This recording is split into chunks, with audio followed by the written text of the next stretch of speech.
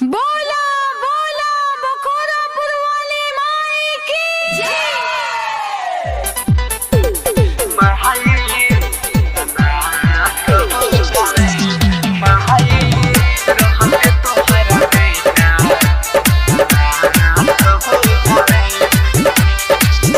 Mix power Pallavi recording studio मठिया मोड़ लहगे 2020 में दुनिया नाश हो जाई। लहगे 2020 में दुनिया नाश हो जाई। माई रहते तोहरा बेटा सब अनाथ हो जाई। माई रहते तोहरा बेटा सब अनाथ हो जाई। लहगे 2020 में दुनिया नाश हो जाई। लहगे 2020 में दुनिया नाश हो जाई। माई रहते तोहरा बेटा सब अनाथ हो जाई। माई रहते तोहरा बेटा सब अनाथ हो जाई।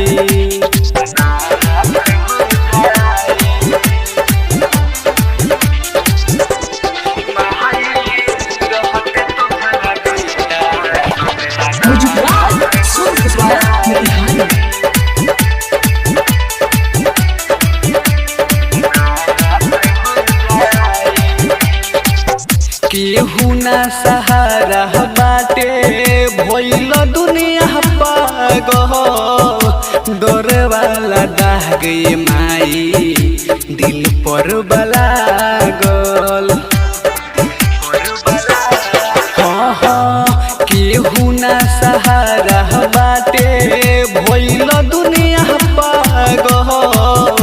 डर वाला दाग माई दिल पर बलागल। रोवे भक्त तोहर माई दुनिया राख हो जाई। रोवे भक्त सब दुनिया लागे राख हो जाई। माई रहते तोहरा बेटा सब अनाथ हो जाई। माई रहते तोहरा बेटा सब अनाथ हो जाई।